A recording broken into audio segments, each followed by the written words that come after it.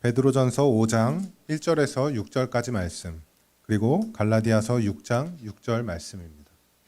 너희 중 장로들에게 권하노니 나는 함께 장로된 자요 그리스도의 고난의 증인이요 나타날 영광에 참여할 자니라. 너희 중에 있는 하나님의 양무리를 치되 억지로 하지 말고 하나님의 뜻을 따라 자원함으로 하며 더러운 이득을 위하여 하지 말고 기꺼이 하며 맡은 자들에게 주장하는 자세를 하지 말고 양무리의 본이 되라. 그리하면 목자장이 나타나실 때에 시들지 아니하는 영광의 관을 얻으리라. 젊은 자들아 이와 같이 장로들에게 순종하고 다 서로 겸손으로 허리를 동이라. 하나님은 교만한 자를 대적하시되 겸손한 자들에게는 은혜를 주시느니라. 그러므로 하나님의 능하신 손 아래서 겸손하라. 때가 되면 너희를 높이시리라. 아멘. 갈라디아서 6장 6절 말씀입니다. 가르침을 받는 자는 말씀을 가르치는 자와 모든 좋은 것을 함께 하라. 아멘. 오늘은요, 스승의 날이에요. 제가 그래서 이번에는 절기로 계속 이어졌어요. 어린이 주일, 어버이 주일. 오늘은 또 스승의 날이더라고요. 제가 그래서 가만 생각하니까 교회에서는 목사도 스승인 것 같아서 오늘 스승의 날로 좀 지켜야 되겠다. 뭐 이렇게 비공식적이지만 그렇게 한번 생각을 해서 제목을 우리가 목사님을 공경해야 하는 이유 이렇게 붙여봤어요. 제가 합동신학교 교수로 생활할 때는 이제 이번 주간이 되면 수업하러 딱 들어가잖아요. 그럼 학생들이 늘 일어납니다. 이제 합신의 전통인데 다 일어나서 맞이하고 선생님이 앉으라 그러면 앉아요. 근데 오늘은 일어났다 안 앉아요. 스승의 날 노래 부릅니다. 스승의 은혜는 하늘 같아서 뭐 그러고 나서 이제 선물 줘요. 1년에 한 번 있는 일인데 그 가사를 가만 생각해 보면 참 스승으로서 마음에 참 부담이 되는 가사예요. 굉장히 부담이 돼요. 더 잘 가르쳐야 되겠다 그런 생각이 더 들게 되는 순간이기도 하죠. 제가 이제 계산해 보니까 합동신학교에서 제가 목회학을 강의했는데 한 11년 정도 했거든요. 그러다 보니까 가르친 학생이 1000명이 넘더라고요. 거의 합산해 보니까. 그전에도 와서 가끔 가르쳤고 그래서 1000명이 넘더라고요. 제가 어떨 때 부담이 돼야 나같이 목회하면 괜찮은 건가 아닌가. 제가 목회학을 가르쳤잖아요. 그러니까 배운 대로 한다면 나같이 목회할 텐데 제가 늘 생각해요. 나같이 목회하면 잘하는 건가? 이게 100점이 아닌데 학점을 좀 몇 점 줄 수 있을까? 늘 자꾸 반성하게 되고 그렇습니다. 그래서 가르친다고 하는 것은 참 부담스러운 일이기도 해요. 근데 어쨌든 교회에서는 보통 하나님 목사를 가르치는 사람으로 세우셨기 때문에 이 일에 전념할 수밖에 없습니다. 그래서 이제 그럼 어떤 자세로 가르쳐야 되는가? 오늘 그 지침이 베드로 사도께서 그 지침을 주고 계시는데 우리 한국에는 이제 목사의 날 그런 게 없잖아요. 근데 제가 미국에 있을 때는 그 Pastor's Day라 그래 갖고 있어요. 이게 뭐 전국적인 그런 행사는 아니지만 교회에서는 그래도 이걸 알아서 참 뭐 축하해 준다 그러고 수고한다 그러고 이제 그렇게 하는데 그게 참 그런 얘기 들을 때마다 이게 참 쉽지 않은 일인데 이걸 축하받을 일은 아닌데 그런 생각을 하게 됩니다. 우선 첫 번째로 오늘 본문에 나오지만 베드로께서 목사들에게 주는 그 지침 첫 번째는 억지로 하지 말고 자원하는 마음을 하라 이렇게 얘기하고 있어요. 그러니까 교회에서 가르치는 일 억지로 하지 말고 자원하는 마음을 하라. 그런데 이제 그 자원하는 마음으로 하게 해야 할 그 이유가 있습니다. 히브리서 13장 17절인데 제가 이걸 오늘 준비하라고 얘기 못했네요. 히브리서 13장 17절 좀 화면에 띄워주시거나 성경책 있으면 한번 보시기 바랍니다. 거기 이런 말씀이 있어요. 너희를 인도하는 자들에게 순종하고 복종하라. 그들은 너희 영혼을 위하여 경성하기를 자신들이 청산할 자인 것 같이 하느니라. 그들로 하여금 즐거움으로 이것을 하게 하고 근심으로 하게 하지 말라. 그렇지 않으면 너희에게 유익이 없느니라. 여기 보면 즐거움으로 이것을 하게 하고 이게 바로 자원하는 마음을 하게 하고 있잖아요. 그러니까 목사가 교회에서 성도들을 가르칠 때 자원하는 마음으로 하게끔 해야 되는데 이건 목사 자신에게도 책임이 있지만 교인들의 역할도 있다 그런 얘기. 즐거움으로 이것을 하게끔 해야 될 책임이 교인들에게도 있다. 이런 얘기. 양쪽 다 책임이 있다는 그런 거죠. 여러분 제가 이제 아침에 일어나면 하는 일 중에 하나가 이제 아침에 그 물고기 밥을 주는 일이 있어요. 제가 맡은 어항은 딱 하나인데 이렇게 나머지 전부 제가 안 하는데 밥을 줄 때마다 느끼는 게 있어요. 밥 주기 전에 반드시 그 똥을 치워줘야 됩니다. 예. 그 이제 호술에서 이제 똥을 치워줘요. 그다음에 이제 제가 가면은 물고기 다 달려와요 저한테. 그래서 아주 아침마다 저를 반갑게 맞아주는데 이게 주고 나서 그다음에 이제 물 색깔을 봐야 돼요. 그럼 이제 녹조가 낍니다. 해가 비치면. 그럼 또 물을 또 적당히 갈아줘야 돼요. 물 안 갈아주면 다 죽어버려요. 그냥 정말 멸종합니다. 그러니까 조그만 어항에 얘네들의 세상은 거긴데 그 물이라는 게 굉장히 중요하다는 걸 알았어요. 또 산소 공급을 잘해줘야 됩니다. 기포기가 있어서 늘 산소가 공급돼야 돼요. 그래서 제가 그걸 이제 그렇게 다 똥도 치워주고 물도 좀 갈아주고 먹이주고 걔네 먹는 모습 보면요 참 보기가 좋아요. 그런데 그 녀석들이 제가 갔을 때 저를 우습게 보고 쳐다도 안 보고 밥 줘도 고맙다는 표정도 안 짓고 제가 간다면 오지도 않고 그러면은 그 제가 기쁜 마음으로 주겠어요? 제가 가니까 꼭 강아지들 같아 다 와요. 무서워서 도망가야 되는데 얘네들 길들여져 갖고 다 옵니다. 그럼 먹이를 주면 그렇게 제가 기분이 좋아요. 그 제가 이렇게 가만히 보면서 그런 생각. 얘네들의 세상은 내가 관리자구나. 내가 맘만 먹으면 얘네 다 살릴 수도 있고 죽일 수도 있구나. 그러니까 이 부담감이 생기는 거예요. 책임감이 생기는 거예요. 오늘 여기 지금 히브리서 13장 17절에서 강조하는 게 그거예요. 목사들은 목사로서 성도들의 영혼을 나중에 하나님 앞에 가서 계산할 때 책임져야 될 사람들이라 그런 얘기예요. 네. 이게 얼마나 부담스러운 일이에요. 양떼들을 바라볼 때 저 양떼들 나중에 내가 하나님 앞에 섰을 때 너 왜 양들을 그렇게밖에 목양 못했냐? 너 왜 어떤 양 실족하게 했느냐? 그러면서 하나님이 나에게 계산하자고 하실 그런 책임이 목사에게 있다는 거예요. 근데 그렇게 엄중한 책임을 맡아서 하는데 그걸 즐거움으로 하게 해줘야지. 그걸 기분 나쁘게 마지못해서 억지로 하게 하면 손해가 누구에게있냐 이거죠. 양떼들에게 있다 그런 얘기예요. 제가 또 닭도 기르잖아요. 그다음에 이제 닭도 내려가 봐요 닭장에. 그래서 아침에 제가 바빠요. 암탉이 9마리가 있는데 요즘 알을 정말 잘 낳아요. 봄이 되다 보니까. 그래갖고 거의 하루에 하나씩 낳는 것 같아요, 걔네들이. 그래서 지금 또 병아리 또 알을 품고 있는 닭이 있어요, 또. 그 모습 보면 정말 숙연해져요. 21일 동안 품어야 되잖아요. 근데 거의 먹지도 않아요. 털도 빠져가지고 그러면서 그냥 거기 쭈그려 앉아 있는데 제가 어저께 이렇게 가서 보니까 너무 많이 품어가지고 결함이 그 밖에 나와 있더라고. 걔가 이렇게 품어야 되는데 밖에 나와 있어. 그건 얼른 치워줘야 되거든요. 이제 거기 있어서 또 잠을 치면 얘가 또 확 쪼아요. 그래서 이제 이걸 어떻게 되나 그래갖고 조심조심 가서 딱 집었더니 얘가 후다닥 튀어 나오더라고. 자기 해치려고 그러는 줄 알고. 근데 닭들의 특징은요, 주인을 못 알아보는 거예요. 저희 걔네 병아리 때부터 병아리 부화시켜서 키웠는데 아직도 주인을 못 알아봐요. 제가 날마다 가서 돌보고 먹이 주고 물 주고 그래도 저를 정말 거들떠보지도 않고 갈 때마다 도망가요 저쪽으로.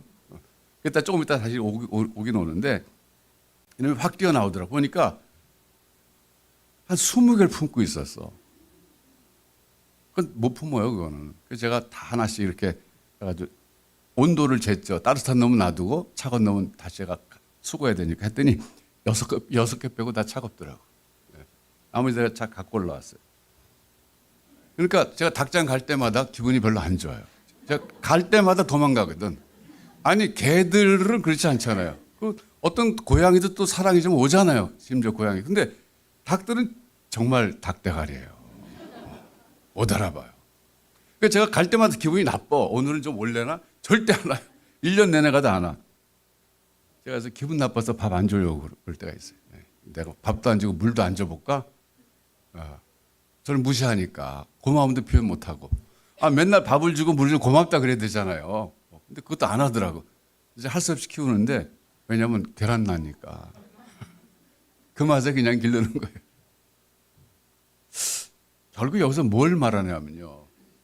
목사는 성도들을 가르쳐야 될 의무가 있어서 가르치는데 그걸 즐거움으로 하게 하라 이거 즐거움으로. 억지로 하게 하면 결국은 손해는 성도들에게 있다 그런 얘기, 양들에게 있다 그런 얘기입니다. 그래서 지금 그런 얘기를 히브리서 기자가 교훈을 주고 있는데 아까 베드로 사도께서 주신 지침 억지로 하지 말고 자원하는 마음으로 하라 그랬는데 이게 손말이 맞아야 된다 그런 얘기. 목사만 그렇게 하겠다고 마음먹어도 되는 게 아니라 성도들이 그렇게 하게끔 도와줘야 된다는 어떤 점에서. 두 번째는요. 주장하는 자세로 하지 말고 본을 보여라 그렇게 얘기했어요. 여기 주장하는 자세라고 하는 건 뭐냐면요. 군림하는 자세입니다. 대신에 본을 보여야 된다 이렇게 얘기하고 있어요.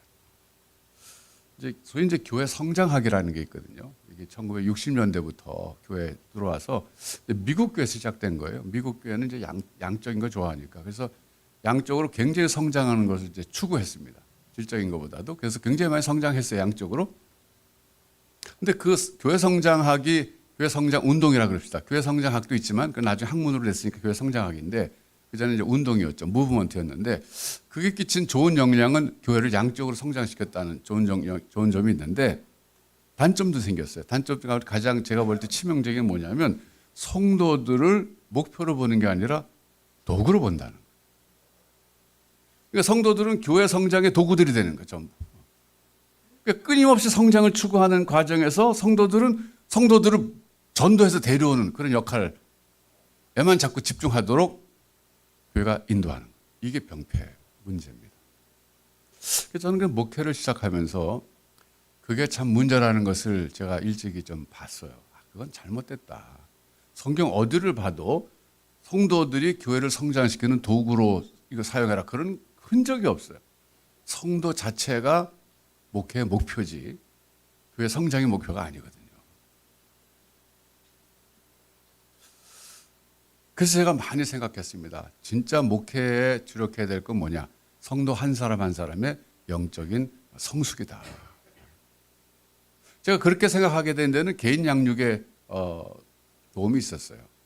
그래서 제가 이제 내비게이터 영향을 받았어요. 내비게이터 영향을 받아서 또 뭐 대학생 선교 단체에서 주로 1:1 양육 많이 했잖아요. 그 영향을 받아서 사람을 개인적으로 양육하다 보니까 양육의 중요성을 깨닫게 됐어요. 정말 중요한 거다. 사람은 이 도구가 아니라 이건 목표다. 한 사람 한 사람의 은사가 개발되고 그 사람이 하나님 주신 사명을 자각하게 돼서 하나님의 사람으로 살아가도록 세우는 것. 이것이 진정한 목회의 목표다. 이런 생각을 하게 됐습니다. 그러면서 여기서 이제 또 한 가지 생각할 건 뭐냐면 주장하는 자세로 하지 말고 본을 보이라. 여러분 제가 어렸을 때는요. 목사님들 가운데 좀 그 감정 컨트롤이 어려운 분들도 계시잖아요. 근데 그런 분들이 가끔 썼던 말이 있어요. 권위를 내세우기 위해서 하는 말이지만 저는 그게 굉장히 거북하게 들렸는데 무슨 말이냐면 이런 말이에요. 내가 목사인데 내 말 들으셔야죠. 이거 목사의 권위를 내세워서 말을 들으라 얘기하는 거예요. 그건 이미 권위가 없는 거예요. 그러니까 목사의 권위는 목사라는 직위에서 나오는 게 아니라 인격에서 나와야 된다는 거예요. 그게 중요한 거죠. 여러분 그 리더십이 한동안 이제 요즘 리더십 얘기 별로 안 하는 것 같아요. 90년대는 리더십 얘기 굉장히 많이 했었어요. 제가 미국 가기 전에 그때는 뭐 하여튼 학교에서도 그러고 교계에서도 그러고 리더십 얘기 많이 했는데 그때 회자됐던 그 리더십 유형 가운데 하나가 소위 그 서번트 리더십입니다. 섬김의 리더십, 서번트 리더십. 주장하는 자세로 하지 말아라 이게 뭐예요? 그리고 본을 보여라. 이게 섬김으로써 주장하는 자세는 섬김과 반대잖아요. 섬김으로써 본을 보임으로써 리더십을 행사하라 그런 얘기거든요. 제가 이제 그 서번트 리더십에 대해서 좀 자료를 다시 한번 찾아보니까 이런 얘기가 있어요. 이걸 이제 대중화시킨 사람은 그린 리프라는 사람이라고 합니다. 이 그린 리프라고 하는 사람은 AT&T의 뭐 CEO였다든가 뭐 그런 것 같아요. 한때는 그런 것 했다 그러는데 이분이 이제 그 리더십 센터를 세워가지고서 이제 활동을 많이 했는데 1976년에 이분이 서번트 리더십이라는 그 얘기를 학계에서 처음으로 얘기를 했다고 그럽니다. 근데 사실은요, 이걸 먼저 말씀하신 분은 예수님이에요. 근데 이분은 성경에서 이 영감을 얻은 게 아니라 뭐 소설 보고서 영감을 얻었다 그러는데 여러분 마가복음 10장 45절을 기억하시기 바라요. 이게 굉장히 중요한 구절인데 한번 화면에 띄워주시죠. 마가복음 10장 45절. 이 구절이 인자가 온 것은 섬김을 받으려 함이 아니라 도리어 섬기려 하고 자기 목숨을 많은 사람의 대성물로 주려 함이니라. 이건데요. 이게 마가복음의 핵심 요절이에요. 그러니까 마가복음에서 묘사하고 있는 예수님은 종으로 오신 예수님이에요. 종으로 오신 예수님. 저게 이제 마가복음 전체 핵심 구절이 요절인데 예수님께서 제자들의 발을 씻기셨잖아요. 그 발을 씻기신 것 자체가 종의 도를 실천하신 경우입니다. 말로만 뭐 섬기러 왔다 그러지 않고 실제 섬김을 보이셨어요. 그래서 사실은 예수님께서 서번트 리더십을 누구보다 먼저 말씀하신 분입니다. 근데 이 그린 리프라고 하는 사람은 성경에서 힌트 얻은 게 아니라 헤르만 헤세의 소설, 그 영어로는 Journey to the East라는 건데 동방기행이라고 번역된 이 소설에서 영감 얻었다 그래요. 전 이걸 읽어보지 못했는데 인용된 것에서 보니까 1932년에 헤르만 헤세가 발표한 소설인데 거기 주인공이 레오라고 하는 사람이랍니다. 레오. 근데 레오라고 하는 사람은 어떤 사람이냐면 여행단을 이끌고 가는 심부름꾼이었대요. 그 여행단이 갈 때 이 심부름꾼은 모든 여행객들의 편의를 돌봐주고 심부름을 도맡아 하고 모든 걸 다 도와주는 그런 일꾼인데 근데 이제 여행이 진행 동안에서 이 사람은 많은 사람의 필요를 채워주고 이끌고 가다가 어느 날 이 사람이 사라진답니다. 그러니까 여행이 끝나버렸대요. 더 이상 진전을 못했답니다. 그때 여행객들이 깨달은 게 뭐냐면 아, 레오가 우리의 종이 아니라 우리의 지도자였구나. 그걸 그때 소설에서 강조하는데 이 그린 리프가 그 소설을 읽고 아, 바로 이런 리더십이다 그렇게 생각했다는 거예요. 그러니까 진정한 리더는 뭐냐면 주장하는 자세하지 않고 군림하지 않고 각 자기 구성원들, 자기 이끄는 사람들의 그 장점을 파악해서 그 장점을 살려주면서 그러면서 그 사람을 세워가면서 이끌고 가는 사람이다. 이렇게 영감을 얻어서 서번트 리더십이라는 단어를 구체적으로 써가지고 학교에 유행시켰다고 합니다.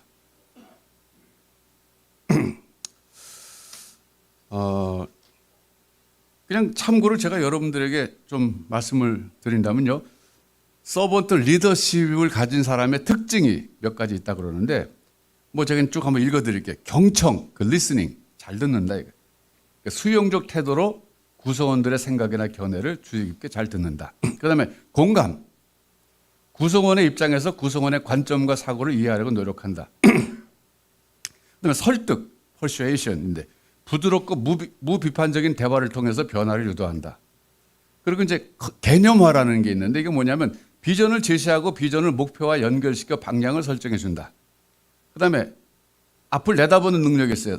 선견지명이라고 그랬는데 과거와 현재를 바탕으로 미래 발생할 일을 예측한다. 그다음에 성장에 대한 헌신, 구성원들이 지니고 있는 각자의 잠재력을 발휘하고 성장할 수 있도록 지원한다. 공동체 구축, 빌딩 커뮤니티인데 구성원들이 공동체를 통해 일체감을 느낄 수 있도록 협력을 장려한다. 한마디로 말하면요, 이타주의라는 거예요. 이타주의. 그러니까 군림하는 지도자는 이기주의거든요. 자기가 군림해야 돼. 사람들을 부려야 돼. 근데 서번트 리더십을 소유한 사람은 이타주의. 구성원들의 이익을 추구하는 사람이라 그런 얘기입니다.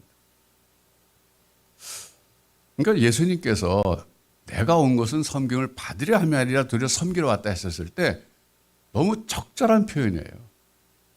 어느 정도로 섬겼냐면 목숨을 내어줘서 살릴 정도까지 섬기셨잖아요. 최고의 섬김 아니겠어요? 대단한 거죠. 근데 이제 이 서번트 리더십에 대해서 사람들이 비판하는 게 한 가지 있습니다. 뭐냐면 너무 비현실적이다. 여러분 직장에서 만약 이렇게 하려면 어떻게 해야 되겠어요? 리더가 군림하지 않고 모든 사람들의 말을 경청하고 그들을 공감하고 그들에게 참 설득하고 뭐 이런 것까지 할 수 있는데 그게 얼마나 현실적으로 기능하겠냐 그거죠. 오늘 제가 여러분들에게 일주일 동안 나가셔서 적용해보라고 권하고 싶은 키워드가 서번트 리더십이에요. 사실 여러분 리더 하는 사람 없어요. 목사님 저는 리더 아니 리더예요. 여러분 엄마면 애들의 리더예요. 그러니까 리더십은 누구나 행사할 수 있고 행사해야만 되는 자리에 있어요. 우리가. 내 밑에 부하 직원이 한 명 있다. 그럼 내가 그 사람을 리더인 거예요. 그러니까 리더 아닌 사람이 없어요. 여러분이 가진 리더십에 서번트 리더십의 그 요소가 있는가 한번 확인해 보시기 바래요. 제가 볼 때는요. 우리 예수님의 제자라면 그 서번트 리더십의 특성이 적어도 몇 가지 있어야 된다고 생각해요. 그게 우리가 세상에서 주님의 제자로서의 모습을 보여줄 수 있는 방법이기도 해요.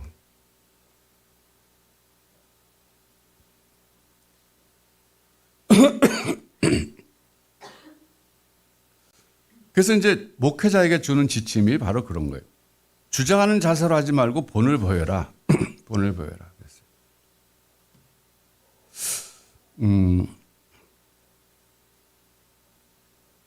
자, 그러면 거기에 발 맞춰서 성도들은 어떻게 해야 하는가? 이런 거에 대한 말씀이 오늘 5절에 나옵니다. 5절에 나오는데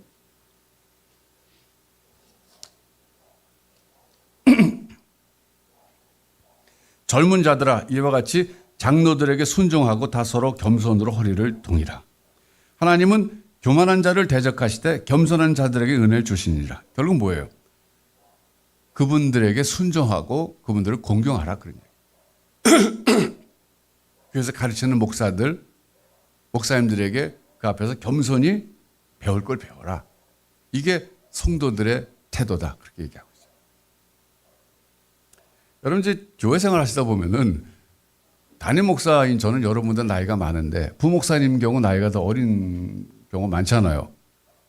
저는 요즘 우리 비니 전사님 사람들 앞에 제가 비니야 안 부르려고 얼마나 노력하는지 몰라요.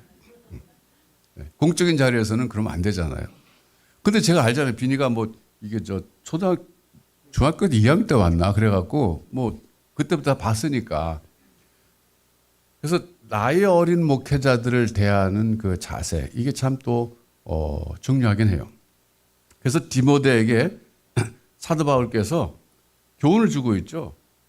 어린 목회자 디모데에게 성도들에게 말과 행실과 사랑과 믿음과 정절에 있어서 본이 되라 이렇게 얘기하고 있어요. 디모데전서 4장 12절입니다. 이게 5가지예요. 말과 행실과 사랑과 믿음과 정절에 있어서 본이 되라. 본. 그러니까 나이가 어린다고 연소함을 업신여김을 받지 않는 방법이 뭐냐? 그 앞에 그런 말이 있잖아요. 연소함을 업신여김을 받지 말고 그럼 어떻게 되느냐? 본이 돼야 되는데 이 5가지 덕목에서 본을 보여라. 그런 얘기. 왜 그래야 됩니까? 목회자는 나이가 어려도 스승이니까 교회에서는. 본을 보여서 존경받지 못하면 어떻게 가르치면 행해지겠냐 그런 얘기. 두 번째는요.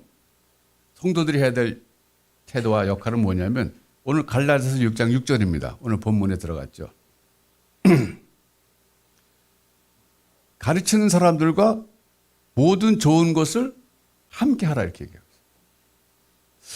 옛날에 목사님들은 이걸 굉장히 강조했어요. 근데 저는 이걸 강조하기 좀 쑥스러워서 못하겠어요. 그럼 여러분 얼마나 참 제가 많이 생각나겠어요. 제가 냉면 좋아하는 거 아시잖아요. 그렇죠? 제가 빵 먹는 거, 빵 좋아하는 거 아시잖아요. 제가 그런 거 좋아하는데 여러분 빵 먹다가 우리 목사님 사다 드려야 되는데 막 부담 가지가네. 안 가져요? 제가 커피 좋아하잖아요. 맛있는 커피 보면 우리 목사님 갖다 주면 좋겠다. 여기서 모든 좋은 것을 함께하라 하는 얘기는요. 기본적인 의식주에 부족함이 없도록 잘 살펴드려라 그런 얘기.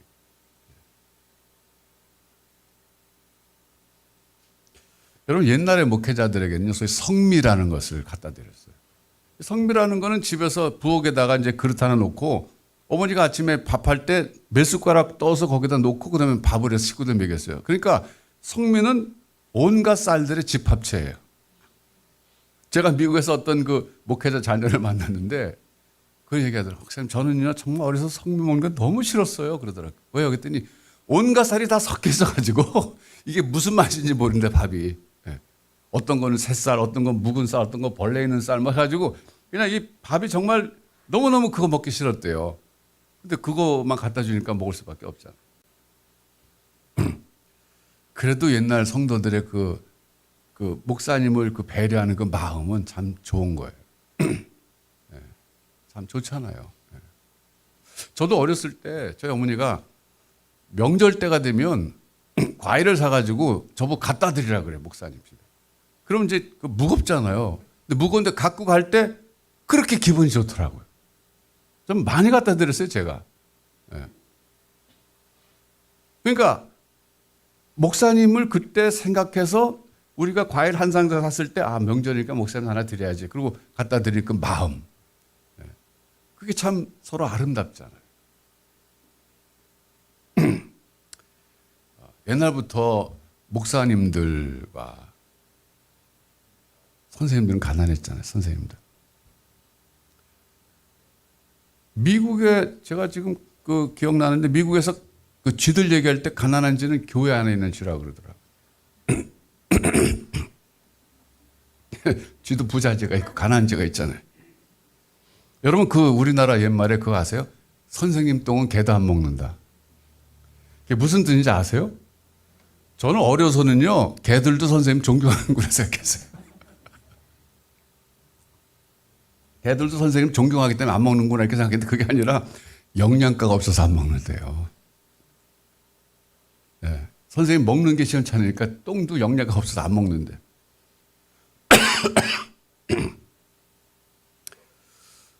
저도 이제 그동안 목회를 하면서 전도사 시절, 뭐 신학생 시절부터 해서 신학생 시절, 전도사 시절, 부목사 시절, 뭐 담임 목사 시절 다 거쳐봤는데요. 제가 할렐루야 교회 있을 때 그 대치동이잖아요. 그 대치동 여러분 그때 제가 84년부터 92년까지 있었으니까 그 대치동 한창 잘 나갈 때 아니에요? 거기 강남? 그런데 저는 어디 살았냐면은 교회에서 영동 아파트를 사택으로 줬어요. 영동 아파트 아시는 분 계실 거예요. 12평, 13평짜리인데 연탄 뗐어요. 제가 신방 가는 개나리 아파트, 청실 아파트, 뭐 여기 쌍용 아파트, 미도 아파트 이런 데 전부 그냥 그건 기름 떼고 덧물 탁 하면 덧물 착 나오는데 우린 집에 가도 덧물이 안 나왔어요. 그렇게 목회를 했는데 한 번은 이제 그 지금은 현대백화점이 됐든가 그 그랜드백화점이 생겼어요. 그랜드백화점이 생겼는데 뭐 사람들이 많이 거기 다니더라고요. 그래서 우리 교육자들도 거기 가서 뭐 그랬는데 어느 날 거기서 카드를 만들어 주더라고요. 카스터머들에게 이렇게 카드, 백화점 카드. 근데 백화점 카드 우리도 만들어 갔죠. 우리도 만들어야 되겠다 갔더니 우리는 안 되는데 왜 안 되냐 했더니 신용카드가 없으면 안 만들어준대. 우리 그때 신용카드 없었어요. 왜냐하면 그때는 교육자들에게 뭐 월급 주고 세금 내는 거 없다 보니까 신용이 없어요. 공식적으로. 그러니까 신용카드가 없었어요. 신용카드가 있는 사람은 그냥 만들어주는데 신용카드 없는 사람 안 만들어준대. 그래서 제가 그때 교회 칼럼에다 썼잖아요. 백화점 카드 하나 없는 사람들. 그래가지고. 아니 신용카드 어림도 없고 백화점 카드도 못 만드는 이런 삶을 사는 거죠. 상대적. 그러니까 상대적 빈곤이죠. 그때 당시 개나리 아파트는 잘 나가는 아파트잖아요. 엄청나게. 그런데 맨날 신방 가는데 집에 올 때는 연탄불 갈아야 돼. 새벽 2시에 일어났죠. 연탄불 잘 갈아야 지금도 얘가 경력이 있어갖고 자다가 눈 비비고 일어나서 딱 구멍 이렇게 맞출 필요도 딱 하면 딱 맞아요. 그래서 제가 그때 이제 여자 전사님도 그 아파트 살고 그랬는데 막 좀 덧물 좀 나오면 좋겠다 그러더라고요. 그래서 제가 얘기를 했어요.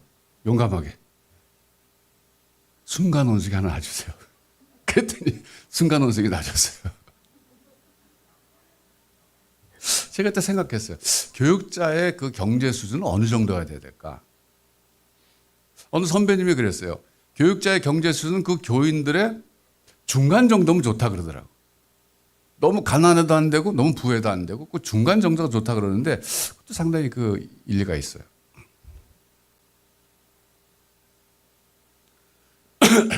여러분 저는요 우리 다윗교회가 여러 가지 면에서 모델교회가 되길 바라는데 교육자들에 대한 대우에 있어서도 좀 모델교회가 되면 좋겠어요. 보통 이제 우리 이제 당에서 연말에 예산 세우고 목사님들 사례를 결정할 때 보통 어떻게 하냐면요. 자, 다른 교회는 어떻게 해요? 이렇게 참고하죠. 그래서 그 같은 교단 내에서 좀 그 잘하는 교회 이렇게 봐가지고 거기는 어느 정도 해야 그러면 이제 거기다 맞추려고 그러거든요. 저는 그런 면에서 그건 이제 합리적이긴 한데 우리 교회가 모델이 되면 좋겠어요. 맨날 남의 교회 따라가지 말고. 왜? 그래야 자원하는 마음으로 기쁨으로 양떼들을 섬길 수가 있거든요. 그리고 양들을 위한 겁니다. 그게.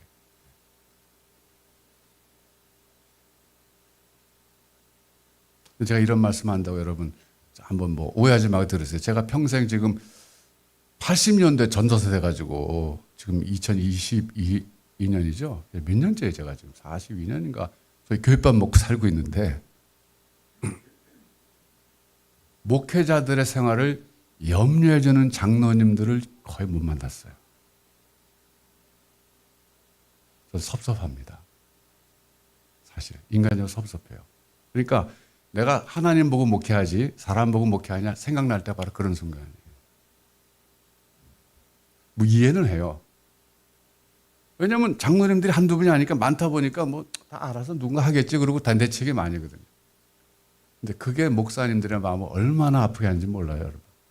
꼭 대우를 잘해줘서가 아니라 관심이라는 거예요. 관심. 지금 우리 부목사님들 보면요, 전부 경기도 사람들이에요. 서울에 진입할 수가 없어서. 근데 그거에 대해서 누구나 컨선하죠. 근데 표현도 해주시면 좋겠어요. 사람이니까. 그렇잖아요.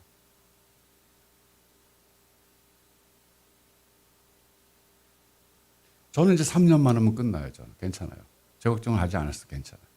앞으로 우리 다윗교회가 그런 면에 있어서도 다른 교회가 다윗교회 어떻게 하지? 보고 좀 따라오는 교회가 되면 좋겠어요.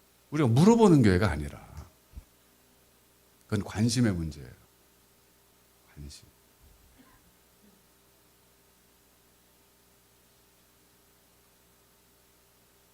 제가 전에 한번 웃으면서 말했지만 제가 사택에서 살아보지 못하는 교회는 다윗교회밖에 없다 그랬죠. 물론 속으로는 다 생각 다 하실 거예요. 근데 제게 구체적으로 목사님 정말 죄송합니다. 사택도 해드려야 되고 자동차도 해드려야 되는데 죄송합니다. 제가 못 들어봤어요. 15년 됐는데 못 들어봤어요. 제가 해달라는 거 아닙니다. 저는 괜찮아요. 저는 부목사님들 걱정돼서 하는 거고 미래 다윗교회가 걱정돼서 하는 얘기예요. 그렇게 하시면 안 됩니다.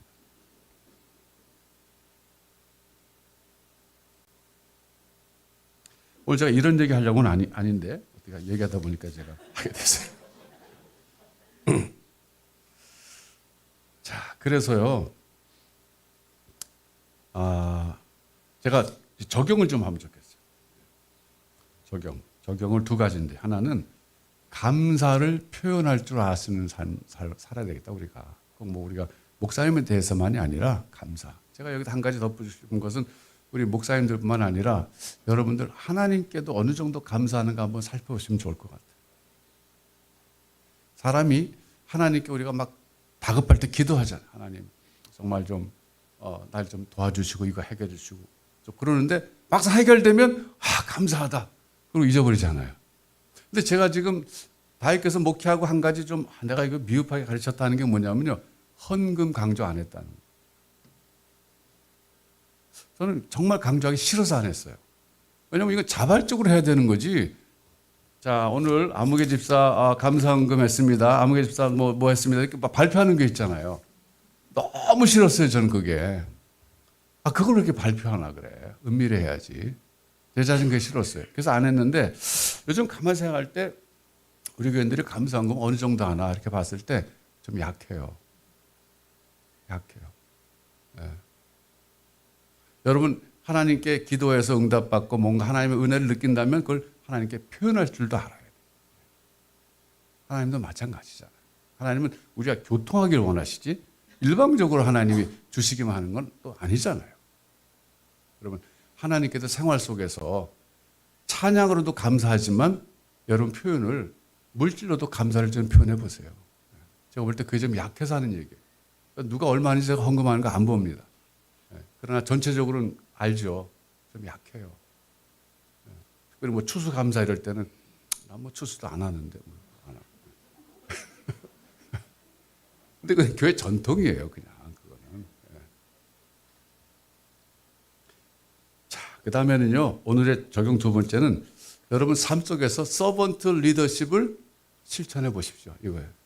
제가 아까 말씀드렸잖아요. 오늘의 중요한 주제는 서번트 리더십입니다. 저도 이제 목회자로서 교회에서 이 서번트 리더십을 일찍이 배웠기 때문에 많이 신경 쓰고 했는데 결국 중요한 거는요, 그 사람의 인격을 존중해 주는 것이 기본이 돼야 됩니다. 사람이 중요하다는 것을 정말 인식하지 않으면 서번트 리더십을 할 수가 없어요. 네.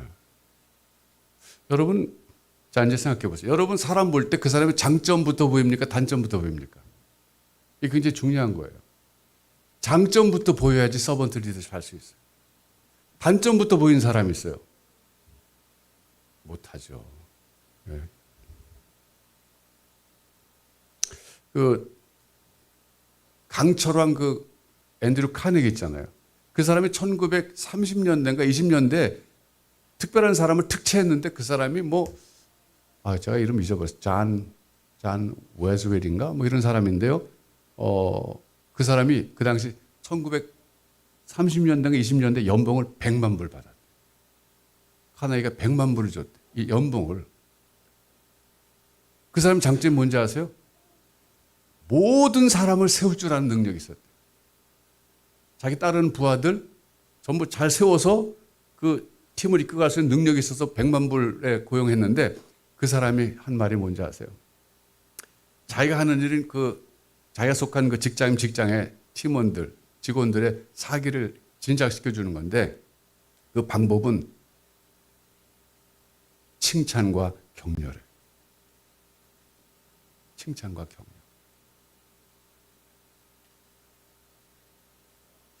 여러분, 제가 아까 여쭤본 게 여러분 사람 볼 때 장점부터 보입니까? 단점부터 보입니까? 그랬는데 저는 천성이 그런지 예수 믿고 나서 변한 건 잘 모르겠지만 장점을 주로 봐요. 저는 그거 좋다고 생각해요, 제 자신. 제가 만일 단점 보면요, 우리 부목사들 못 살아남죠. 어떻게 살겠어요? 제가 일일이 그냥 시시콜콜 그거 왜 그렇게 했냐, 저거 저렇게 했냐, 그러면 어떻게 하겠어요? 근데 제가 요즘 조금 이제 나이 들어 야단도 치긴 해요. 내가 이제 잘 가르치고 떠나야 되겠다, 야단도 치는데, 꼭 칠 때만 치지 보통 때는 제가 주로 격려하죠. 근데 여러분, 격려하고, 고래도 춤추게 한다 그랬잖아요, 칭찬은. 사실 그게요, 굉장히 뼈 있는 말입니다. 여러분, 자녀 양육도 마찬가지. 그냥 나는 자녀 이렇게 별점만 보이지 이러면 큰일 난 거예요, 그거는. 빨리 고치셔야 돼요. 칭찬과 격려보다 좋은 그 파워는 없어요.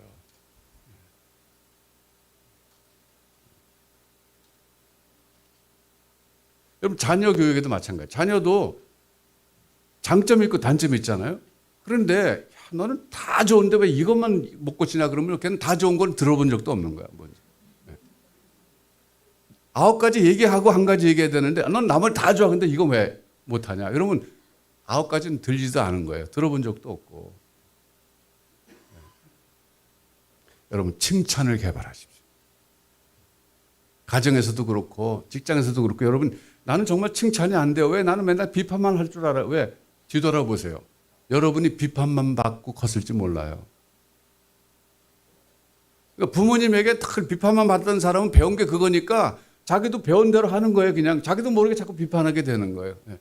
그러니까 비판의 은사만 개발된 거야. 그게 문제인 거예요. 절제하세요, 비판. 억지로 하죠. 그리고 칭찬을 자꾸 해봐. 칭찬. 여러분 오늘 제가 이제 스승의 날이라서 이런 쭉 얘기하다가 서번트 리더십을 여러분에게 숙제로 드립니다. 가정이 됐든 직장이 됐든 어디가 됐든 여러분 누군가의 리더예요. 그 얘기 뭐냐면 나는 하나님이 내게 맡겨진 사람 그 사람을 세워줘야 될 책임이 있다는 거예요. 그런 관점에서 한번 조직을 생각해 보세요. 그 제가 목회하면서도 우리 부목사님들 볼 때 귀하다고 보는 건 뭐냐면 언젠가 내가 하나님 앞에 섰을 때 내가 결산 봐야 될 사람들이라는 거예요. 내가 얼마나 부목사들 잘 지도했느냐, 그게 제 책임이거든요. 이 사람들 내 부하 직원이니까 내가 마음대로 부려도 돼. 자, 냉장고에 코끼리 집어넣어. 뭐 이렇게 시키고 그러면 안 되는 거예요. 네. 여러분, 서번트 리더십은 우리 주님의 모범을 보이신 리더십이에요. 네. 섬김의 리더십. 이건 세상에서는 비현실적인 상황이 있을 수 있어요. 전 충분히 인정합니다. 그럼에도 불구하고 우리는 이걸 시도해 봐야 된다는 거예요. 네. 그래서 진정한 섬김의 리더들이 되시기 바라요. 가정에서도 그렇고 직장에서도 그렇고 어디서든 간에 예수님을 본받아서 예수님의 제자답게 여러분이 발휘해야 될 리더십은 서번트 리더십입니다. 그럴 때 세상에서 여러분 소금과 빛의 역할을 감당하시는 거예요. 여러분을 볼 때 사람들이 하나님을 보는 거예요. 저 리더는 뭔가 다르다. 보통 리더 같으면 저렇게 안 할 텐데 어떻게 저렇게 할 수 있지? 예수 믿는 사람이래. 이거보다 더 좋은 전도가 어디 있겠어요? 기도하겠습니다.